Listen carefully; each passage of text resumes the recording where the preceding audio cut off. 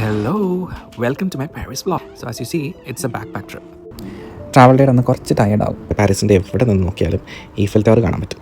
Foucault പെൻഡിൽ എന്താണെന്ന് ഞാൻ പറയാം. സോ ഞങ്ങൾ ലഞ്ചൊക്കെ ഒരുമിച്ച് കഴിച്ചിട്ട് ഈഫൽ ടവർ കാണാനായിട്ട് പോവാം. കാണിച്ചു തരാം. ബ്രിഡ്ജസിൽ ലവ് ലോക്ക് വെക്കുന്നത് യൂറോപ്പിൽ പൊതുവേ കാണുന്ന ഒരു കാര്യമാണ്. ഇതിൻ്റെ അർത്ഥം എന്താണെന്ന് വെച്ചാൽ നോട്ട്ർഡാം ബസിലിക്ക പള്ളിയെക്കുറിച്ച് നിങ്ങൾ കേട്ടിട്ടുണ്ടോ? ആ കാണുന്ന പള്ളിയാണത്. ആ പള്ളിക്കൊരു പ്രത്യേകതയുണ്ട്. അതെന്നാണെന്ന് നിങ്ങൾക്ക് അറിയാവോ?